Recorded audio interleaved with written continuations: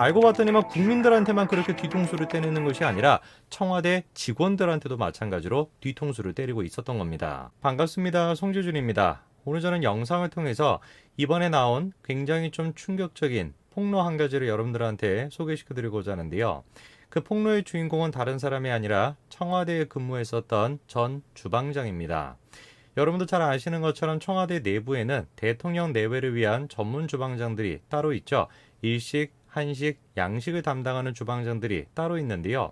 이분들은 아무래도 대통령의 일상적인 모습을 더 가까이에서 지켜볼 수가 있을 겁니다. 언론에 공개가 되지 않는 그런 어떤 비공식적인 모습들도 이분들은 더 많이 접할 수가 있겠죠. 그런데 이번에 청와대에서 근무했던 한 주방장께서 이분이 이제 박근혜 정권의 주방장이 됐었고, 그리고 난 다음에 문재인 정권 초반에도 마찬가지로 주방장이었는데요. 이분이 박근혜 전 대통령과 문재인 전 대통령에 대해 가지고 문재인은 전 대통령이 아니죠, 그렇죠? 갑자기 이제 소망이 나왔습니다. 문재인 대통령에 대해 가지고 굉장히 좀 재미난 폭로 한 가지를 했습니다. 오늘 제가 영상을 통해서 이분이 도대체 어떤 폭로를 했는지 그거를 좀 소개시켜드리고자 합니다.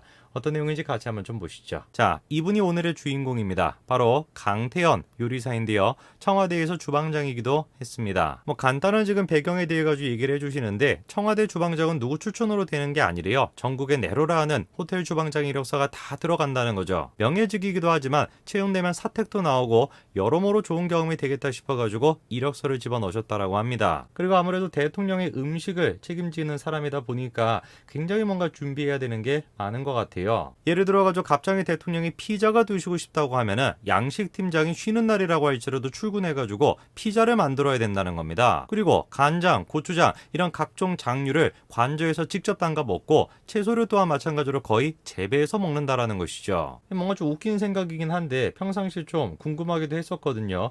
이 대통령이 피자를 먹고 싶거나 아니면 뭐 치킨을 먹고 싶으면 어떻게 해야 되냐, 뭐 교촌치킨을 시켜 먹는 것인가, 도미노 피자를 시켜 먹는가 싶었는데 그게 아니라 주방장이 직접 나와가지고 요리를 해가지고 준다는 거죠. 그렇죠? 휴일이라고 할지라도 대통령이 나 좀 피자 먹고 싶은데 그러면 뭐 양식 주방장이 와가지고 피자를 만들어가지고 줘야 된다는 겁니다. 김장이 됐건 뭐 채소류가 됐건 다 지금 청와대 내부에서 자급자족식으로 그렇게 이제 해결하는 것 같습니다. 그리고 이제 이분이 섬겼던 대통령이 두 분인데 한 명이 이제 박근혜 전 대통령이고 나머지 한 명이 문재인 대통령이거든요. 이분이 이제 박근혜 전 대통령의 개인적인 어떤 모습에 대해 가지고 다음과 같이 얘기를 합니다. 처음에는 박근혜 전 대통령의 식사량을 모르다 보니까 어떤 메뉴를 선호하시는지도 알 수가 없었고 그래서 골고루 많이 올려드렸다는 겁니다. 그랬더니 종류도 양도 너무 많다면서 간단하게 5천만 준비하라고 했다는 것이죠. 그러다 보니까 결국에는 그냥 기본찬 위주로 그렇게 준비하게끔 됐고 가끔 속이 안 좋아가지고 죽을 끓여달라라고 하는 경우를 제외하고는 영양사가 짜주는 대로 준비해서 크게 어렵지 않았다라는 겁니다. 기본적으로 박근혜 전 대통령은 소박한 식사를 하셨던 것 같습니다. 그렇죠? 5첩 위주로 간단하게만 하고 영양사가 그냥 짜주는 대로만 했으면 됐다. 간간히 뭔가 죽을 끓이는 경우를 제외하고는 대부분이 그냥 영양사가 짜주는 대로 만들었다라는 것이죠. 갑자기 뭐 휴일에 나와가지고 피자를 만든다든가 뭐 이런 거는 따로 없었다라는 거죠. 그리고 이제 이분이 박근혜 전 대통령의 인품에 대해서도 다음과 같이 얘기를 하십니다. 행사가 끝나면 직접 찾아와서 준비하느라 고생했다고 인사도 해주시고 그랬다. 해야 할 일이니까 하는 거라 굳이 인사까지 안 하셔도 되는데 맛있었다라고 격려해 주시면 정말 영광이었다라는 것이죠. 자, 그래서 박근혜 대통령을 섬기는 동안에는 뭐 그렇게까지 유별날 일이 없는 것 같습니다. 뭐 휴일날 나와가지고 갑자기 뭐 요리하는 경우도 별로 없었던 것 같고요. 그리고 이제 박근혜 전 대통령에 대해서도 뭔가 이렇게 비공식적인 행사 같은 걸 하면은 대통령이 직접 와가지고 고맙다, 맛있었다, 뭐 이런 인사를 할 정도로 인품 또한 훌륭했다라는 걸 우리가 알 수가 있겠죠. 그리고 이제 이분이 섬겼던 두 번째 대통령이 누구냐? 바로 문재인 대통령입니다.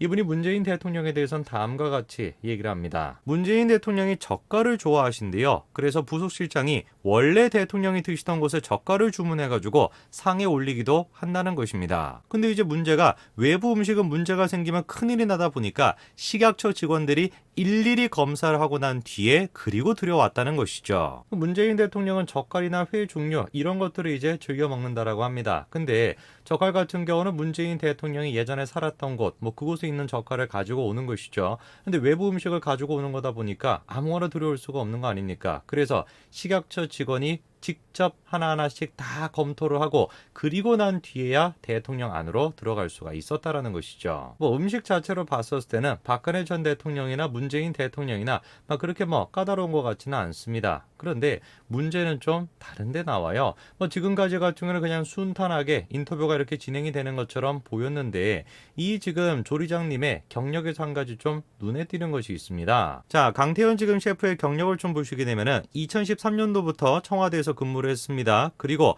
2017년도 1월 달까지 근무를 했다. 이렇게 지금 나와 있는데요. 저게 지금 연도가 좀 잘못 나와 있는 것 같은데 2017년도 1월 달까지가 아니라 2018년도 1월 달까지 그렇게 지금 근무한 것으로 확인이 됩니다. 참 질문이 생기는 게 이거죠. 2018년도라고 한다면은 문재인 정권이 출범하고 난 뒤에 채 1년이 지나지 않은 그런 시점 아닙니까? 근데 갑자기 강태훈 셰프는 왜 도대체 청와대 조리장을 관뒀던 것일까요? 뭔가 개인적인 사정이 있었던 것일까요? 놀랍게도 근데 개인적인 사정이 아니라 뭐였다는 거예요?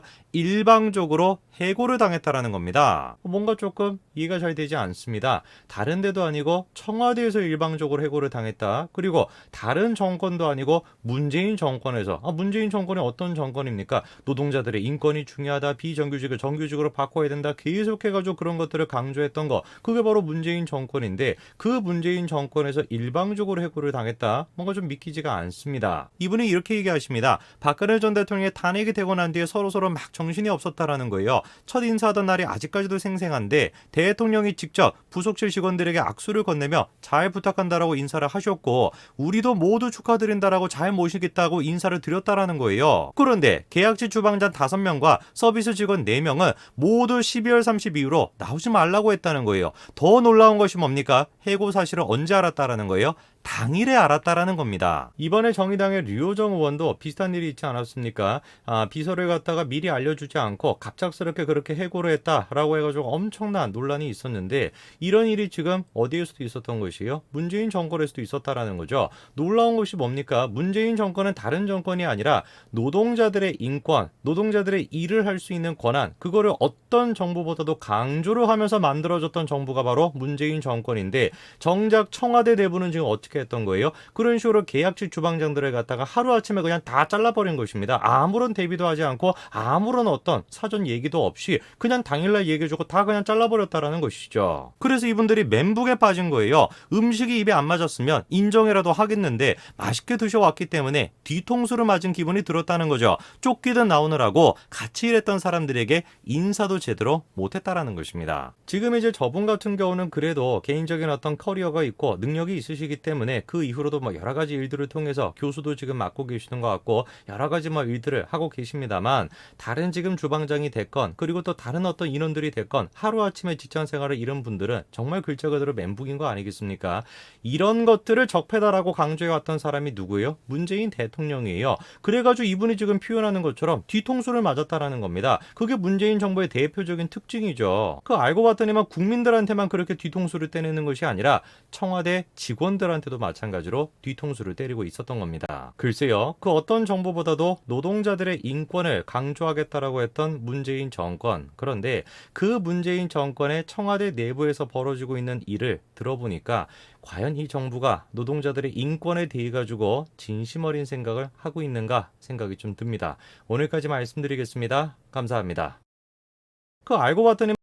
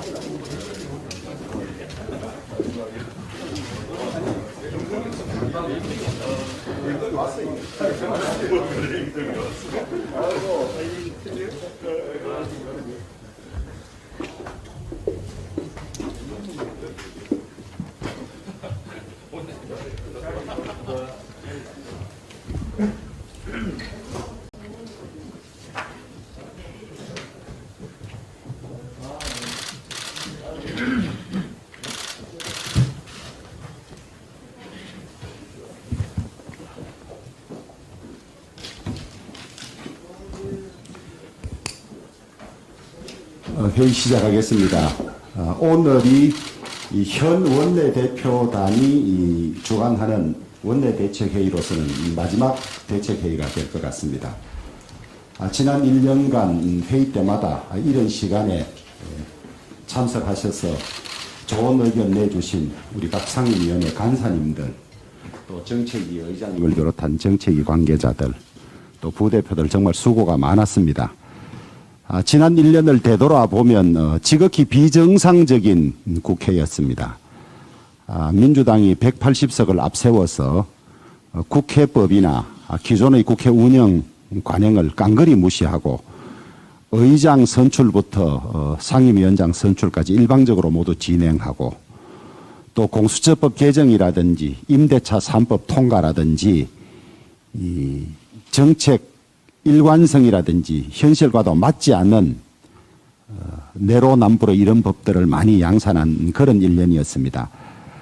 중과부적이라고 우리가 숫자는 적었습니다마는, 또 최선을 다한다고 했습니다마는 역부족으로 막아내지 못해서 무력감과 참담함도 많이 느낀 그런 한 해였습니다.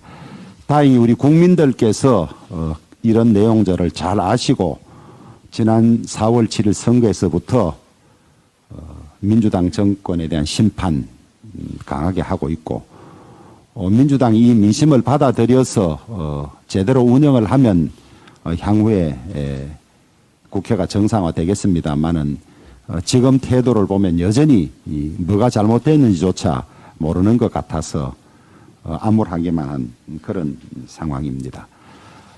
어려울 때일수록 합심하고 단합하면 이겨낼 수 있습니다.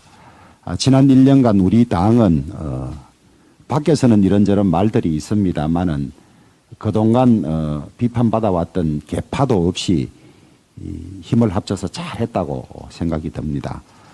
그동안 1년 동안 열심히 노력해 주신 우리 원내 대책회의 구성원 여러분들께 감사를 드리고, 이 이후에라도 새 원내 지도부나 또 당을 위해서 최선으로 협조해 주실 것을 부탁드립니다. 고맙습니다. 수고하셨습니다. 예.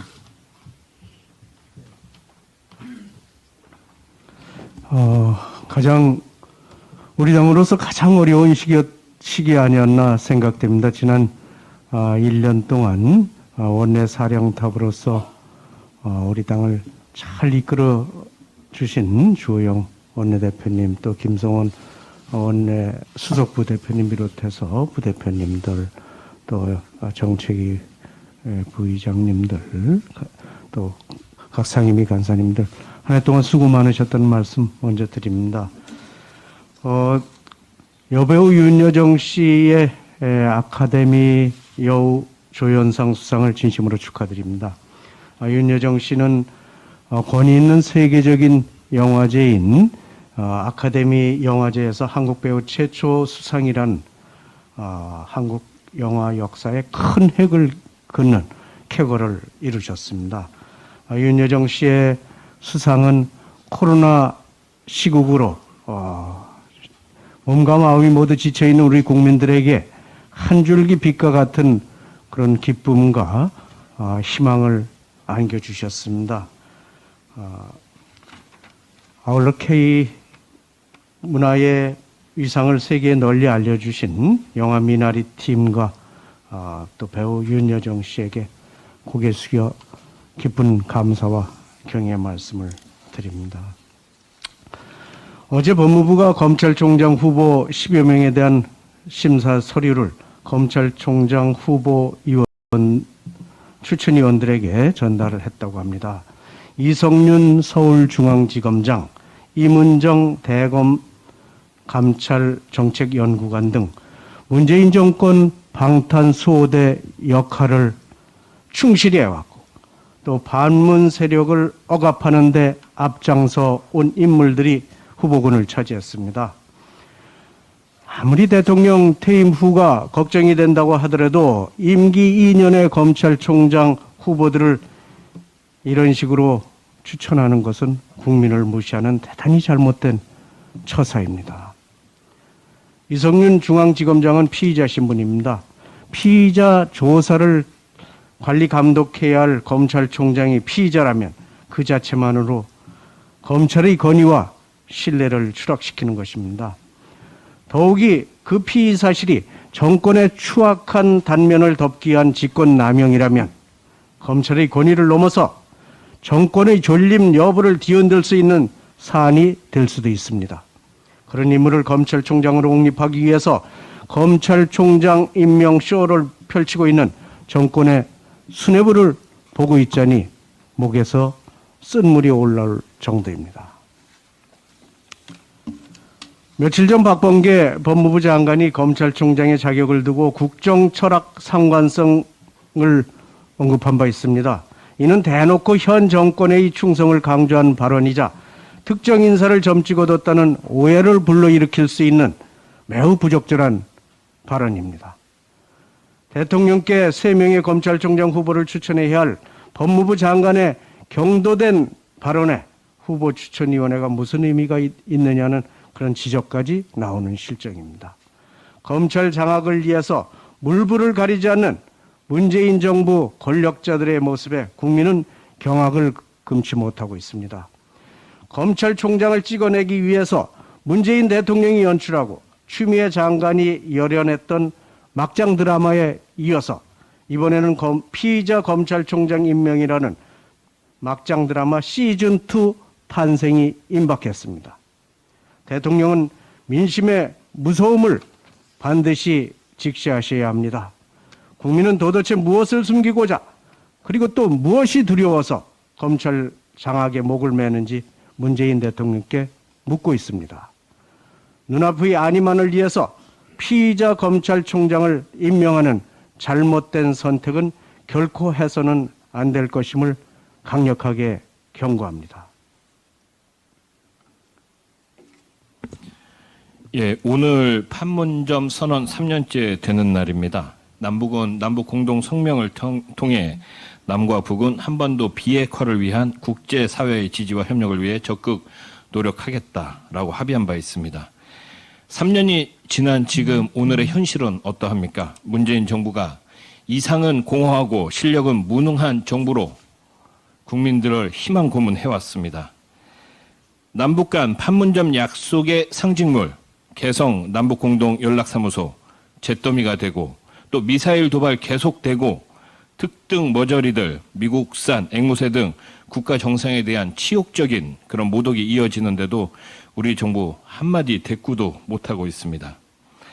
지난 3년간 문재인 정부의 남북관계 운전자론 가상현실임이 드러났습니다.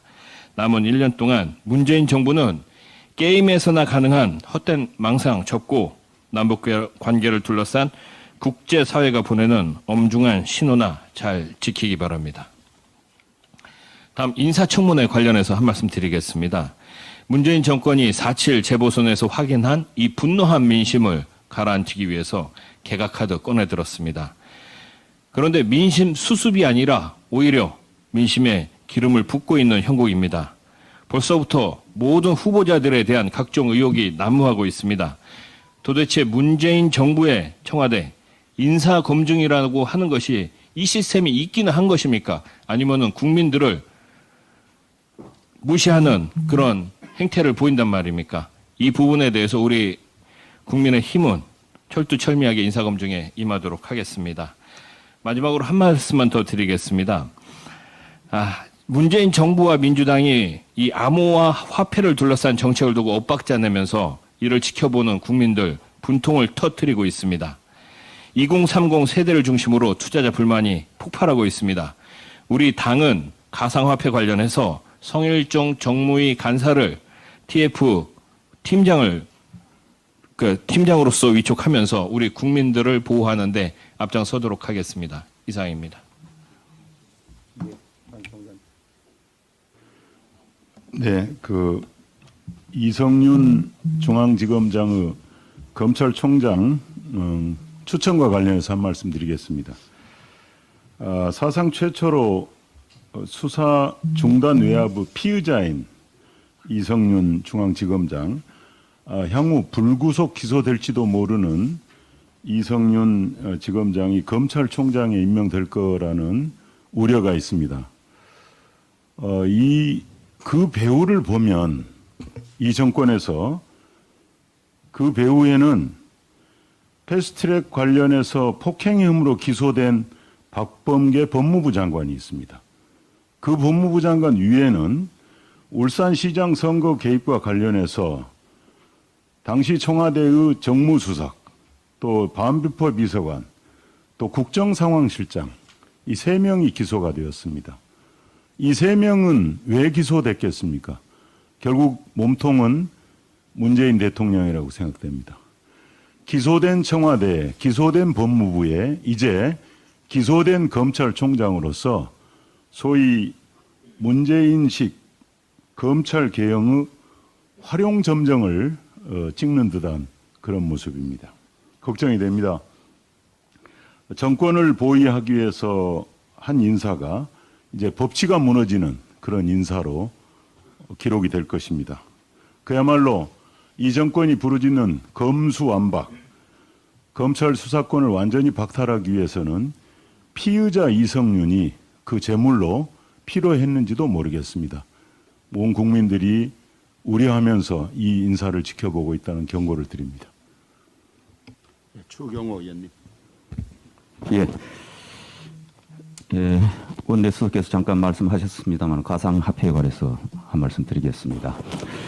올해 들어 가상화폐 거래가 폭증하면서 광풍으로 확대되고 있습니다. 금년 들어 3월까지 3개월간 4대 가상화폐 거래소에서만 총 약 1,500조 원이 거래되고 작년 1년간 총 거래량 357조에 약 4.2배로 급증을 했습니다. 국내 투자자 수도 400만 명, 실명 확인 누적 투자금만 해도 19조 원, 그리고 최근 1일 거래량이 약 30조 원에 이르기도 합니다. 이는 정권거래소 양대 주식시장인 코스피, 코스닥 양시장을 합한 그런 금액 수준입니다. 이렇게 너도나도 가상화폐 투자 거래에 뛰어들어서 연일 수십 %씩 급등락을 반복하고 있고 일부 코인 가격은 단기간 내에 수천 %씩 치솟아서 투자자들 간에 폭탄 돌리기가 우려되고 있는 상황입니다. 그런데 국내 가상화폐 거래소는 100여 개 넘게 난립하고 있으나 현재 거래소에 대한 감독, 코인 거래 안정성 기준이나 공시 규정이 없어 깜깜이 투자를 방치하거나 부추기고 있고 일부 가상화폐 업체는 가짜로 공시를 해서 가격 급등 후 상장 폐지하는 사례가 빈발해서 피해는 온전히 투자자가 감당해야 될 상황입니다. 이런 상황인데도 거래소는 가상화폐 발행 업체로부터 상장 수수료 그리고 투자자로부터 거래 수수료만 챙기고 투자자 보호는 나몰라라 하는 상황입니다. 수많은 투자 피해자 양산이 우려되고 있습니다. 그런데 정부는 2017년 가상화폐 홍역을 치르고도 대응 태세는 달라진 것이 하나도 없습니다. 정부는 가상화폐 거래를 투기성 강한 거래라고 엄포만 놓고 투자자를 보호할 수 없다 이렇게 하고 있고 대책 마련에는 손 놓고 있을 뿐만 아니라 관계 부처들 간에도 서로 자기 소관이 아니라고 떠넘기기만 하고 있습니다. 무책임, 무능 정부의 전형적인 모습이라고 하겠습니다. 정부는 금융상품이 아니라는 이유로 투자자 보호는 외면하면서 내년부터 투자 수익에는 세금을 물리겠다고 하는 것은 앞뒤가 맞지 않는 전형적인 이중잣대라고 하겠습니다. 정부가 가상화폐 자산에 내년부터 과세를 하려고 하면은 미국, 영국, 일본 등과 같이 가상화폐의 발행, 유통에 관한 제도 그리고 가상화폐 업권에 관한 특별법을 마련하고 거래 안정성, 공시 신뢰성과 거래 투명성 확보, 투자자 보호 장치 마련을 위한 법규 마련을 하는 등 관련 제도 정비를 조속히 서둘러야 합니다. 뿐만 아니라 이런 가상화폐 관련 체계적인 이런 법 규정이 마련된 후에나 가상화폐 투자 소득에 대한 과세를 하는 것이 투자자들에 대한 최소한의 도리이며 관련 법령 정비가 이루어지기 전까지는 과세 유예 조치를 해야 할 것입니다. 정부가 할 일은 제대로 하지 않고 세금만 챙기겠다면은 도둑심보 정권이라는 비난을 피하기 어려울 것입니다. 이상입니다. 송석준 의원님.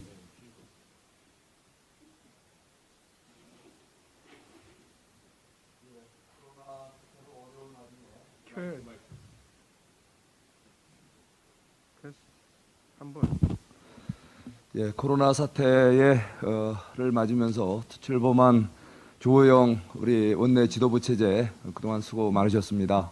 함께 계신 우리 정책위의장님, 원내 수석님, 함께 계신 또 사무총장님, 이도영 원장님, 의원님들 수고 많으셨습니다. 지금 이렇게 또 새로 지도부가 출범하지만 지금 우리 대한민국의 현실은 코로나와의 전쟁 상황입니다. 정부에서는 야당과 많은 국민들의 코로나 대응에 대한 우려에 대해서 걱정하지 마시라. 충분히 백신을 확보했고 또 접종해서 11월까지는 우리 집단 면역 확실하게 이루어내겠다고 하셨습니다. 자신감에 대해서 상당히 정말 감사하다는 생각이 듭니다. 하지만 막연한 자신감만 갖고는 현실은 그렇게 녹록지가 않습니다. 이건 고도의 애교전이 뒤에 깔려 있습니다. 지난번 우리 반도체 소부장 당시에 일본의 그 애교적인 어떤 결례에 대해서 한일전 죽창가를 외치면서 대응해 왔지만 과연 그런 것이 얼마나 효과적이었는지 한번 되돌아볼 필요가 있습니다. 냉정하게 애교 현실을 직시하고 우리의 내강 그리고 또 우리 국민들 또 여야 간의 소통, 화합 정말 그 중점을 두십시오. 말로만 이렇게 전쟁 얘기하지 마시고 진정 전쟁 상태에 준하는 제대로 된 국민 화합과 또 제대로 된 내실 있는 준비해 주시기 바랍니다. 이번에 국제 관계를 지역하면서 오로지 이 난국을 타개할 수 있는 것은 오로지 국민들의 협력과 참여만이라고 말씀하셨습니다. 국민들 그동안 많이 참아 주셨습니다. 더 이상 국민들의 희생을 바탕으로 하는 코로나 대응 이제는 좀 더 세련되고 좀 더 정부의 희생적인 모습, 책임지는 모습 보여주시기 바랍니다. 이상입니다. 더 발언하실 의원님 계십니까? 예, 이쪽부터 돌아가야 카메라가 좀 편한 모양입니다. 예, 곽상도 의원님.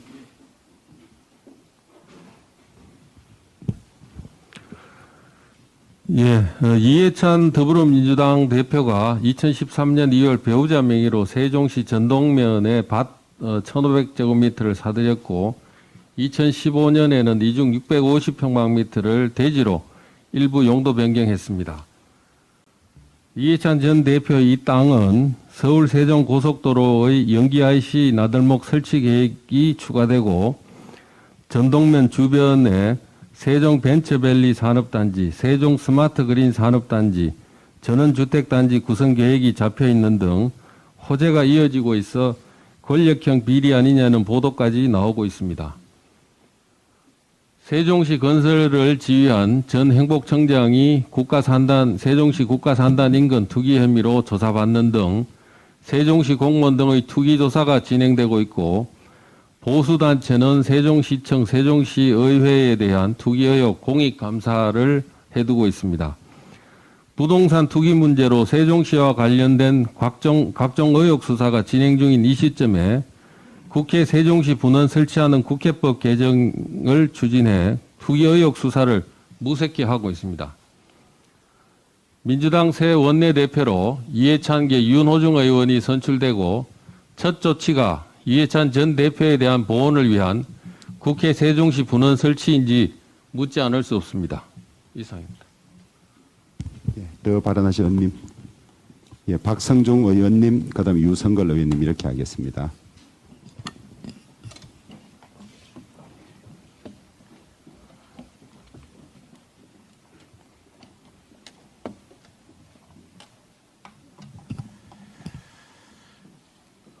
원내 대표님하고 정책회장님 또 원내에서 고생하셨습니다. 오늘은 임혜숙 가계부 장관 후보자 인사청문회가 일주일 뒤에입니다. 임 장관 후보자의 지명은 국정운영 능력보다는 다릅고 말 잘 듣는 장관을 두겠다는 소위 문재인 정부의 쇼윈도 개각의 전형이라고 생각합니다. 재보궐선거 참패로 인해서 문 정부의 레임덕을 무마시켜 보겠다는 개각 전략인 것으로 보이는데요. 문 대통령의 바람과 달리 임 후보자에 대해서는 여러 자질 논란이 나오고 있습니다. 먼저 임 장관 후보자의 딸이 정여세를 탈루했다는 의혹입니다. 임 장관 후보자는 2010년 8월 딸을 피보험자로 한 연금보험에 가입해서 매달 100만 원의 보험료를 납부해서 지금까지 1억 2천만 원의 후보자의 딸이 정려받은 것으로 드러났습니다. 꼼수 정려가 발각되었지만은 임 장관의 후보자는 연금 지급 시기가 2058년이기 때문에 지금은 정려나 정여세의 문제가 없다고 발뺌하고 있습니다. 참고로 임 장관 후보자에 따른 1993년생으로 지금 28살 정도 되고 있습니다. 또한 임 장관 후보자에 따른 최근 3년 동안 소득 금액이 1,300만 원이 되지 않음에도 불구하고 총 7천만 원의 예금을 갖고 있어 정여세를 탈루한 의혹이 제기되고 있습니다.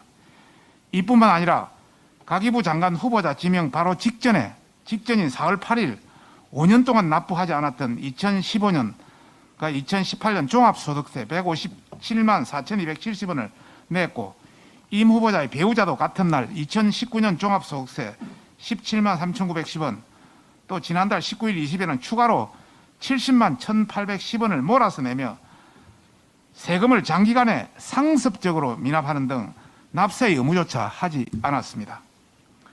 이 밖에도 논문 표절 논란이 제기되고 있는데 교수 시절 남편과 게재한 논문이 제자의 석사학위 논문을 표절했다는 의혹도 받고 있습니다.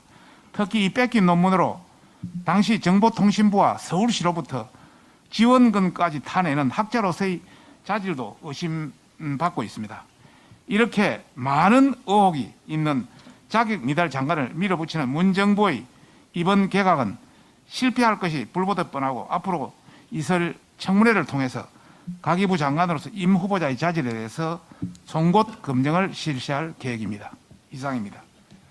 예, 유성걸 의원님. 예, 주호영 대표님, 이종배 정책의장 그리고 김성원 수석님 수고 많이 하셨습니다. 민주당 부동산 관련 사항 말씀드리겠습니다. 민주당이 지난 26일 종부세 완화 문제를 두고 부동산 세금 관련 논의는 당분간 없다는 것을 확실하게 말씀드린다고 민주당 수석 대변인이 밝혔습니다. 4.7 보궐선거 참패 이후에 백가쟁명식의 보유세 완화 방안들을 쏟아내더니만 손바닥 뒤집듯이 논의 자체가 없다는 식으로 발표를 했습니다. 자중질환도 이런 자중질환이 없다고 생각됩니다. 더군다나 홍남기 총리 대행은 종부세 기준 완화 발언을 함으로써 당내의 자중질환뿐만 아니라 당정마저 엇박자인 셈입니다. 지금 민주당을 보면은 4.7 보궐선거에서 폭발한 부동산 민심에 대한 반성은 전혀 찾아볼 수 없고 현재 국민의 혼란만 부추기는 그런 상황입니다. 지난 22일 국회 기획재정위원회 조세 소위가 예정되어 있었습니다. 우리 국민의힘 조세 소위 위원들은 소위에 계류 중인 종부세법을 논의하자고 강력하게 요구를 했습니다만 민주당은 이에 응하지 않았습니다. 지금 민주당 내부 기류로 볼 때에 애초 논의조차 하기 싫었던 것이 확실합니다. 6월 1일 기준으로 해서 종부세와 재산세가 부과가 됩니다. 이제 한 달여밖에 남지 않았습니다. 과세 기준에 맞추자면은 5월 내에 관련법 논의가 마무리되어야 합니다. 민주당은 더 이상 논의 자체를 피하고 숨지 말아주시기 바랍니다. 다음은 조금 전에도 말씀이 있었습니다만 가상화폐, 사실은 이름은 화폐지만 화폐의 기능이 전혀 없는 코인에 대해서 한 말씀 드리겠습니다. 불과 30여 분 만에 1000배가 치솟고 또 그만큼 떨어지는 지금 가상자산, 가상화폐 시장의 투기 열풍은 물론 우리나라만의 현상은 아닙니다만 우리나라에서는 예외적으로 더 광풍으로 치닫고 있습니다. 말하여 김치 프리미엄으로 같은 같은 가상화폐 종목에서도 우리나라에서는 10 내지 15% 변동폭이 더 많은 그런 심각한 상황입니다. 그런데 왜 유독 대한민국에서만 이렇게 가상화폐가 더 폭등하고 변동성이 있느냐에 대해서 우리는 심각하게 생각해 봐야 됩니다. 그것이 몰라서, 투기라는 걸 몰라서 청년 세대가 투자를 하는 것은 아닙니다. 바로 절망감이자 절박함에서 비롯된 것이라는 것을 인식을 해야 됩니다. 지금 사회초년생, 특히 취업준비생은 폭등해버린 아파트 갑압에서 계층이동의 삿다리가 무너졌다는 것을 몸으로 실감하고 있습니다. 그래서 지금이라도 코인이라도 사서 자산을 불리지 않으면 직장 구하고 결혼하고 애 놓고 또 이른바 중산층으로 이동할 수 없다는 절박감에서 시작된 것이라고 봅니다. 부동산 가격 폭등으로 이렇게 청년들이 절망하는 사회를 만들어 놓은 정부 여당에서는 2030을 보호하겠다, 가상화폐 제도를 만들겠다, 이런 식의 이야기가 있는 것은 위선에 불과합니다. 여기에 대해서 정부는 철저한 반성과 여기에 대한 근본적인 대책을 마련해 주시기 바랍니다. 예비 타당성 조사 관련돼서 한 말씀 드리겠습니다. 오늘 오후 2시에 기재위에서 예비 타당성 조사 관련되는 공청회가 열립니다. 예타와 관련된 법률안 개정안이 지금 현재 기획재정위원회에 26건이나 계류 중에 있습니다. 여기에 대해서 어제 민주당 의원은 정부의 예타 결과를 국회가 심사해서 재조사할 수 있도록 하는 법안을 발의한 바가 있습니다. 지난 보궐선거에서 표를 의식해서 28조가 더 넘게 드는 가덕도 신공항 것을 예타 면제도 밀어붙이더니 이젠 예비 타당성 조사가 국회에서 예비 타당성 조사 결과를 국회에서 최종적으로 결정하겠다는 막가파식 법안입니다. 어떻게 보면은 정부가 경제성이 부족해서 예타 결과에서 떨어뜨린 그 사업을 국회가 뒤집겠다는 그런 잘못된 발상입니다. 재정 낭비를 막으려고 도입한 예비 타당성 조사가 빈 껍데기만 맞는 그런 형태로 형해화되고 있습니다. 아무리 대선이 1년밖에 남지 않았다고 하지만 예타 제도의 근간마저 흔들어서는 안 되겠습니다. 문재인 정부 출범 후 예타가 면제된 사업 규모가 가덕도 신공항 건설 특별법까지 합치면은 100조를 넘겼습니다. 이명박 정부 때에 60조 조금 넘었고 박근혜 정부 때에 한 24조 정도 되는데 이 두 정부의 합천 규모보다도 더 큰 규모입니다. 급격하게 늘어나는 나라 빚은 조금 더 걱정하지 않으면서 무분별한 예타 면제 진짜 문제입니다. 글로벌 신용평가사 무디스가 어제 이렇게 경고를 했습니다. 빠른 속도로 불어나는 한국의 국가 부채 경고를 또 거듭 경고를 보내고 있다는 것을 명심하시기 바랍니다. 이상입니다. 각 상임위별로 인사청문회가 바로 코앞에 와 있습니다만은 정권 말기고 임기가 1년밖에 남지 않았다는 이유로 인사청문회를 소홀히 하지 않았으면 좋겠습니다. 지금 이 정권 들어서 워낙 인사청문 대상자들 중에서 문제가 많아서 지금 드러난 논문 표절이라든지 이런 것들이 사소하게 보일지 모릅니다만은 이전의 기준에 의하면 모두 탈락자들입니다. 이 정권이 아마 그런 걸 노린 것 같습니다. 철저히 이 청문을 준비하고 점검해서 비록 정권 말기에 1년이지만은 부적격자가 대한민국의 최고 공직에 나가는 일은 없도록 최선을 좀 다해 주시기를 부탁을 드리고 임시국회 개회 중에서 상임위별로 법안 소위가 열립니다만은 4월 7일 재보궐선거에서 드러난 민심을 아직도 제대로 못 들었는지 일방 처리하는 상임위가 있습니다.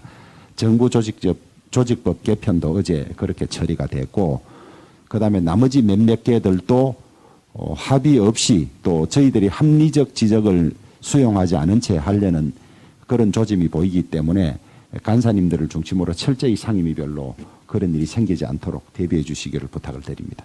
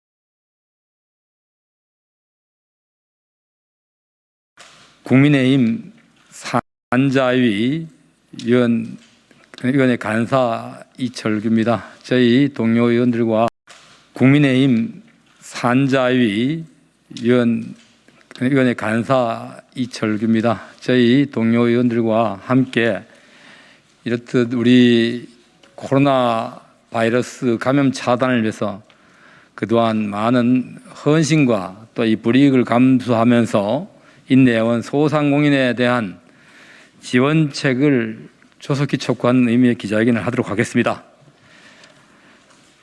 손실보상 소급 적용은 헌법 가치의 구현입니다. 문재인 정부는 헌법을 준수하기 바랍니다.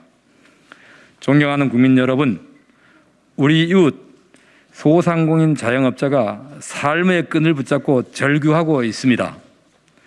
제발 살려달라. 소상공인 자영업자는 우리 경제 현장의 실핏줄과 같은 존재입니다. 그 어떤 경제 주체보다 약하지만 소중한 분들입니다. 그래서 우리 모두 소상공인 자영업자와 함께 살아오고 있습니다. 정부도 국회도 그 역할과 책임을 다해야 합니다. 문재인 정부 들어 여야가 함께 주도해서 중소벤처기업부를 출범시킨 것도 어려운 환경에 처한 힘없는 소상공인과 자영업자 등 경제적 약자의 힘이 되기 위해서였습니다. 그러나 소상공인 자영업자에게 버팀목이 되겠다는 정부와 여당이 이를 회피하고 있습니다. 벼랑 끝에 서서 발버둥 치는 우리 이웃의 손을 잡아주는 게 아니라 천길 낭떠러지로 내모는 모습을 보여주고 있습니다. 현재 국회에는 손실보상관련법이 25건 발의되어 있습니다. 그만큼 절박하다는 증거입니다. 여야 의원들도 4월 국회에서 손실보상법 통과를 연일 호소하고 있습니다. 소상공인 자영업자를 살리자고 정파를 초월해 한 목소리를 내고 있습니다. 오늘도 국회는 손실보상 도입을 위한 심사를 하고자 했으나 여당의 미온적 태도로 또다시 무산되었습니다. 이미 손실보상은 이번 국회를 떠났다는 말까지 나오고 있습니다. 너무도 절박한 손실보상 소급 적용 도입을 외면한 채 그 어떤 법안을 심사한들 거기엔 코로나로 줄도산의 어려움을 겪고 있는 소상공인 자영업자를 위한 진정성이 있을 수가 없습니다. 왜 소상공인 자영업자가 피눈물로 절규하는 손실보상 소급 적용을 외면합니까? 작년에 시작되고 확산된 코로나 사태를 맞아 우리 소상공인 자영업자들도 재난을 극복하고자 정부의 방역 조치에 적극 협조하고 있지만 그 결과는 분노와 절망뿐입니다.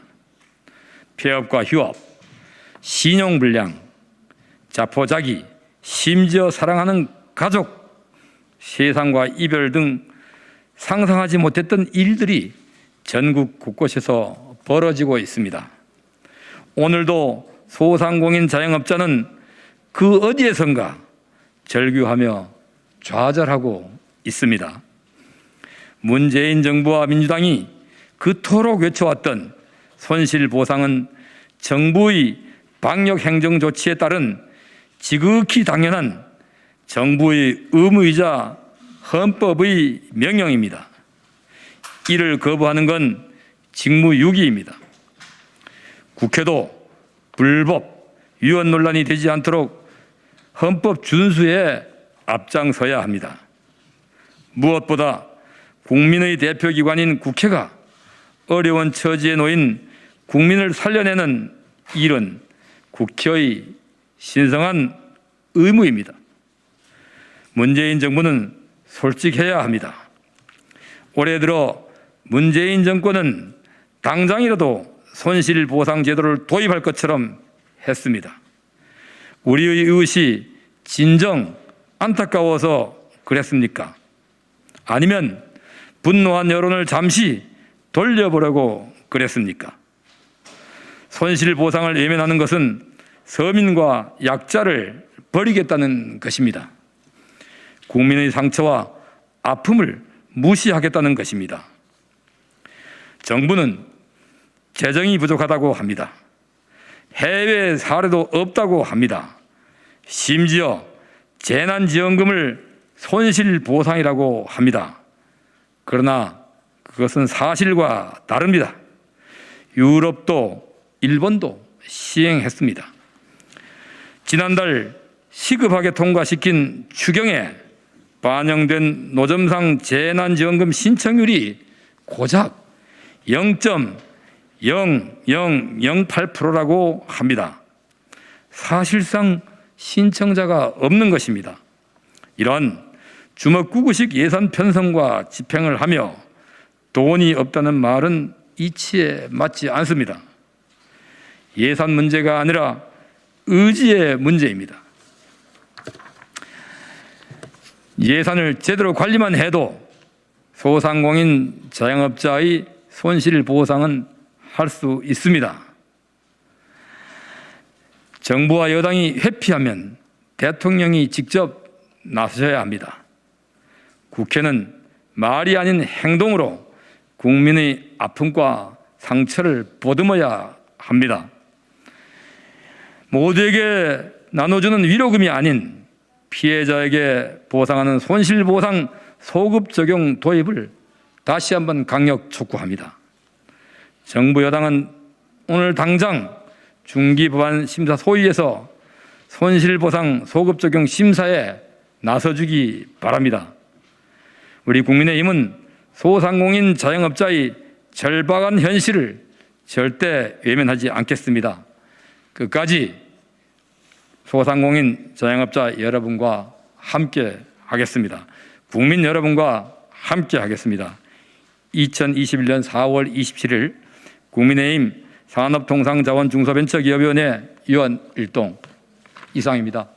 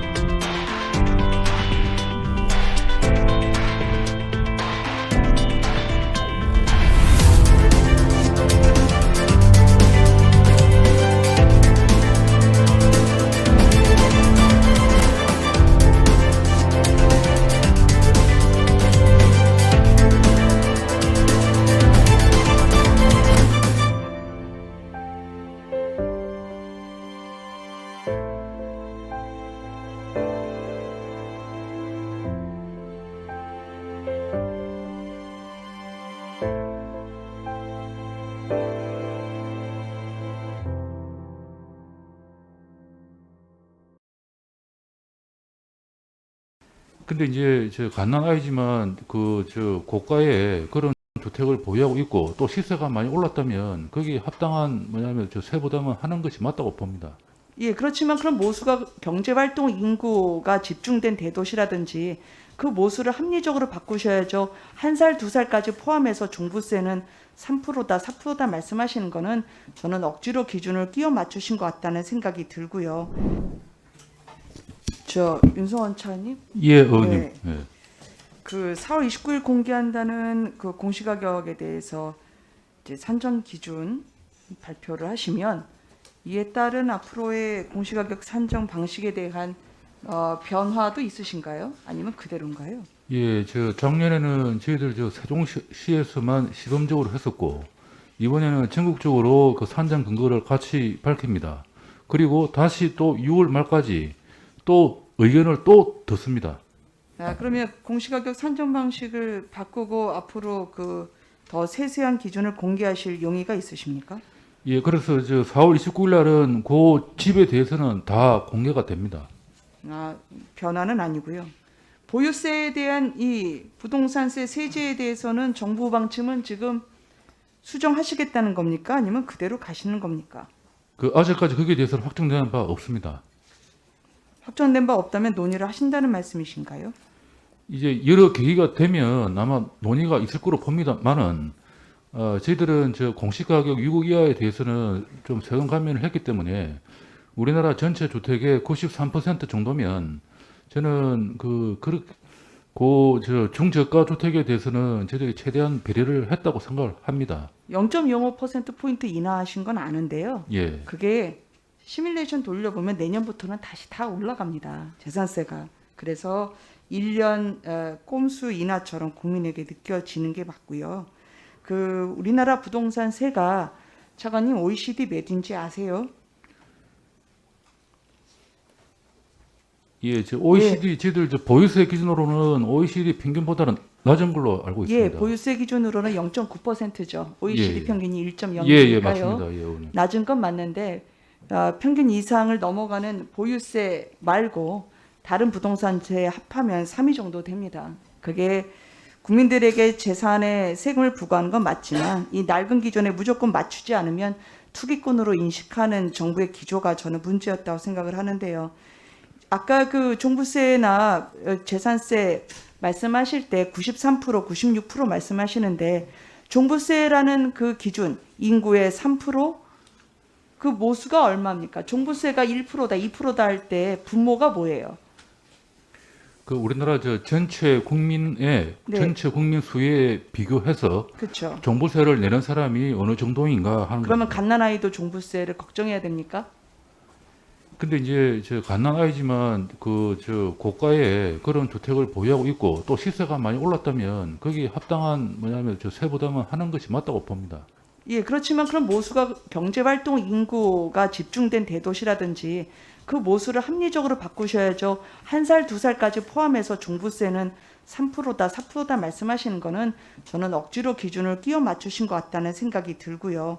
그 기준에 대해서 변경 가능성도 나중에 알려주시길 바라고요. 왜냐하면 임대주택분들도 재산세 내고 있는 거 아시잖아요. 그렇죠, 예, 맞습니다. 주관님? 예. 그게 지금 공시가격의 급격한 인상으로 인해서 정부로부터 보호받고자 하는 그 주거 환경이 취약한 서민들까지도 타격을 받고 있다는 게 이 부동산에 대한 국민 분노를 반영하고 있다고 생각을 합니다. 따라서 저는 공시가격 이야기를 하실 때 또 종부세를 이야기하실 때 그 수치, 분모나 기준은 정확하게 하셨으면 좋겠다 생각하고요. 그 공시가격 산정 기준과 그리고 부동산 세제의 변화 가능성 그리고 또한 임대주택 서민들까지 종부세를 내야 되는 그 상황에 대해서 어떻게 개선을 했으면 좋겠다라는 방안을 저희 의원실에 따로 제출을 해 주시기 바랍니다. 아니면 찾아와서 보고를 해 주셔도 감사하겠고요. 예, 오늘 제가 찾아뵙고 제가 별도로 보고를 드리겠습니다. 네, 감사합니다.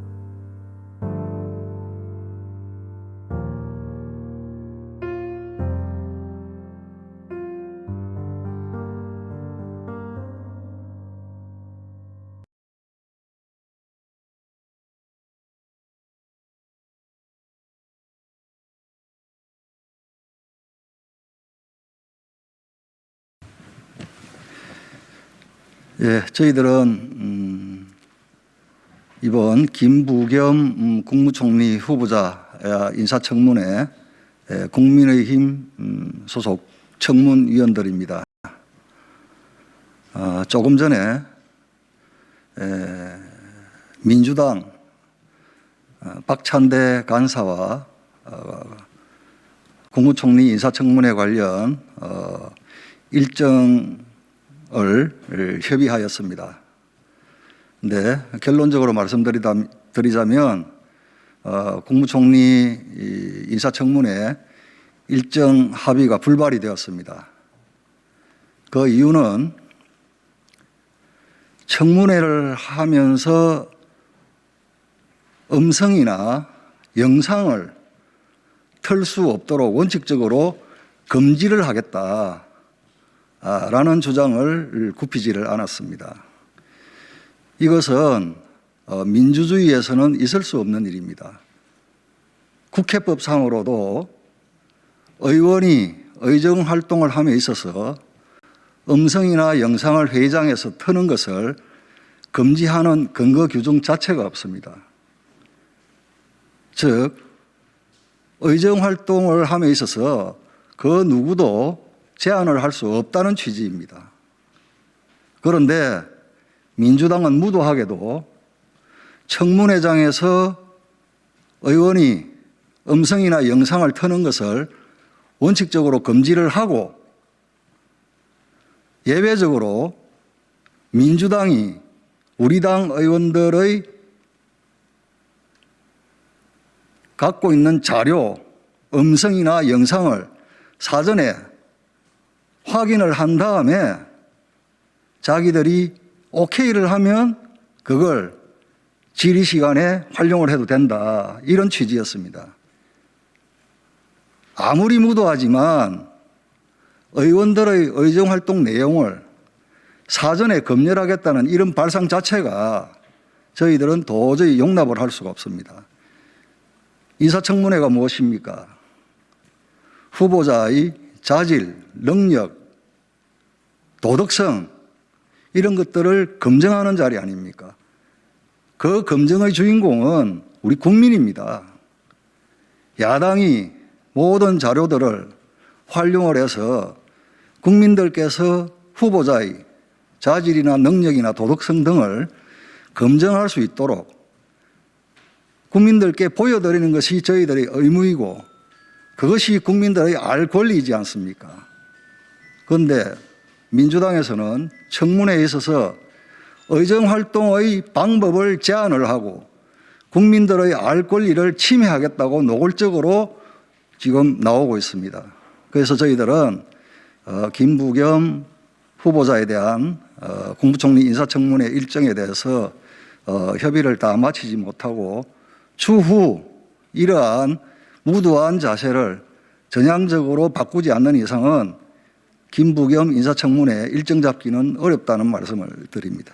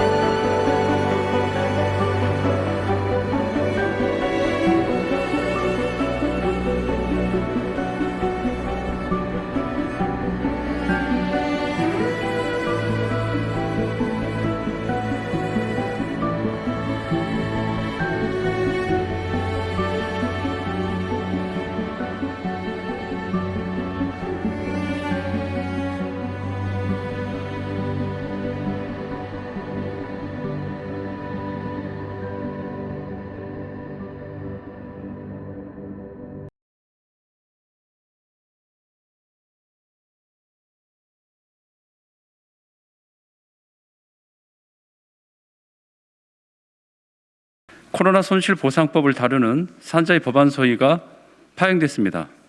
파행의 원인과 책임이 더불어민주당에 있습니다. 더불어민주당은 자영업자 소상공인들을 만날 때는 소급 적용을 포함시켜야 한다고 말했습니다. 하지만 정작 법안 심사에 들어가자 코로나 손실보상법에 소급 적용을 정부를 핑계로 못 넣겠다는 것입니다. 정의당은 손실보상 소급 적용은 헌법 23조의 공공필요에 의한 재산권의 수용, 사용 또는 제한 및 그에 대한 보상은 법률로서 하되 정당한 보상을 지급해야 한다라고 명시되어 있는 만큼 정부가 당연히 공적 책임을 다해야 한다는 것을 분명히 밝혀둡니다.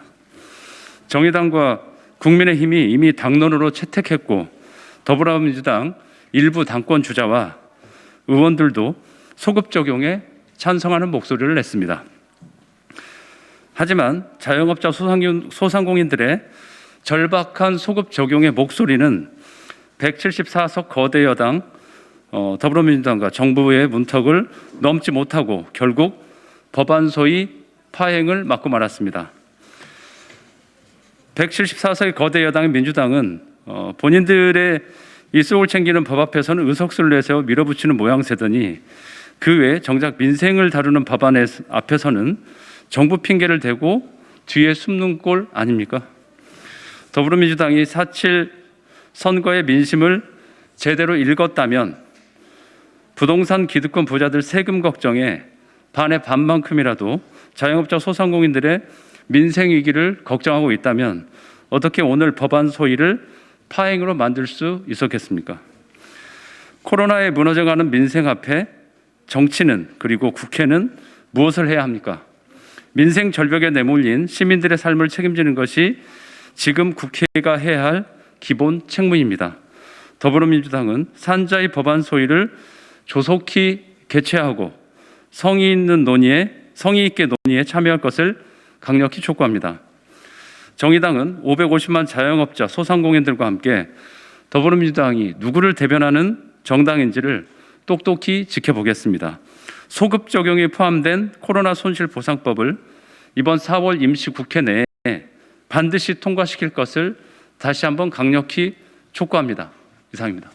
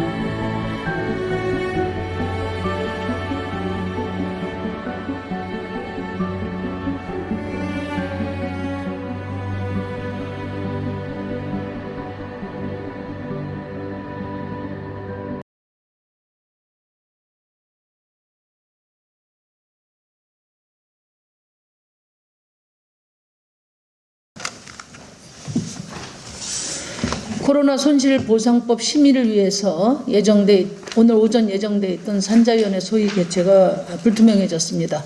더불어민주당과 국민의힘 지도부는 소급 입법을 동의한다, 또 당론이다 이렇게 말을 앞세우고 있지만 실제 논의 과정에 힘을 실지 않고 있습니다. 코로나 손실보상법 4월 29일 본회의에서 반드시 통과돼야 합니다. 자영업자 소상공인의 고통을 더 이상 외면해서도 안 되고 특히 코로나 4차 대유행을 막기 위해서 강력한 거리두기 조치를 위해서도 반드시 필요합니다. 여야 원내 지도부의 결단을 촉구합니다. 결국 쟁점은 소급입니다. 저는 지난 일요일 더불어민주당의 민병덕 의원과 또 국민의힘 최승재 의원과 함께 3당 합동 기자회견을 열어서 소급 적용은 헌법 정신이고 또 손실보상의 원칙임을 분명히 말씀드린 바 있습니다. 국민이 내민 K방역 고지서에 따라 연체료를 갚는 일인데 기한 지난 것은